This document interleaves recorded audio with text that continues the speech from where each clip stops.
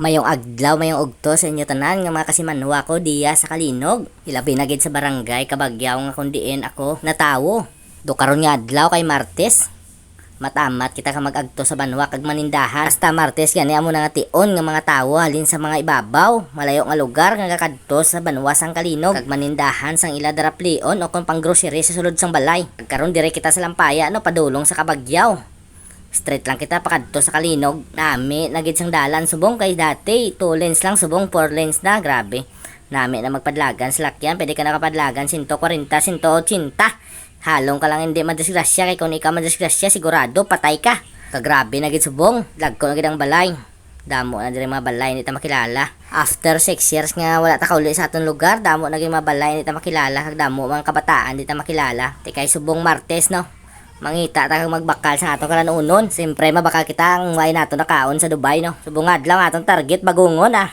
Mo ganing manindahan tag magagto sa banwa sang Kalinog, mabakal ta tagabang, tambo, kag tapos bagungon. Nami nang bagungon kay aton susupsupon. Pag magsupsup ka daw sipon mo lang daw dulot-dulot nga sup babalik-balik sa imo ilong. Kay sinuon nga balay puti nami gitulokon sa gwa Pagkatapos 10 ka minuto nga lakat pakadto sa banwa, gilakat ko lang wala ko nang sakay. Abot na ta diri sa ulutanon kag siyempre sa target naton nga bagungon. Isa ka sukob 40 lang nga aton bagungon. I-convert naton sa dirhams, diyan lang sa 3 dirhams. Grabe ka brato gid. Karon may isa ka babae nga nakakulay yelo ang bayo.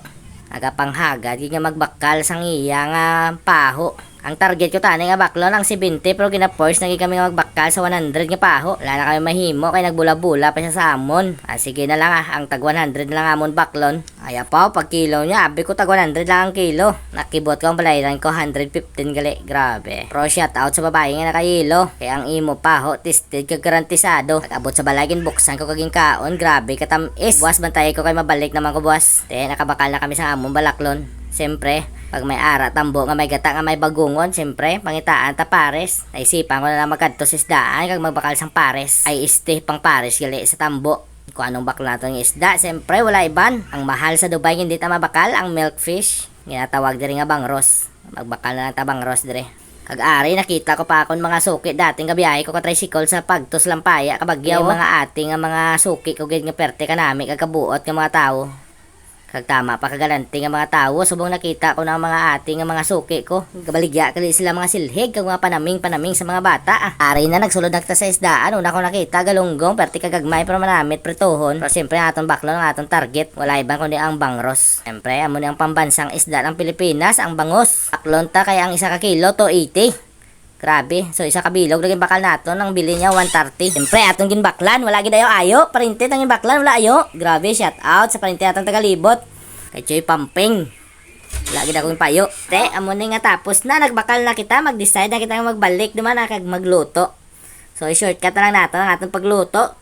Siguro pakita ko lang nga makaon na kita sa aton niluto nga tambo nga may bagungon. Pag-abot ko sa balay mo na ginagalo-galo nang butang sa akong sulod lang kay maridi to eat na kita. Damit kid say ang gata, damo ang gata, tapos creamy ang gata, tapos supsupon pa natin ang ating bagungon. Ari na i-try na natin supsupon ang bagungon. After 6 years nakatilaw naman ta bagungon yung supsupon. Sa mga taga Kalinog, shout out dyan.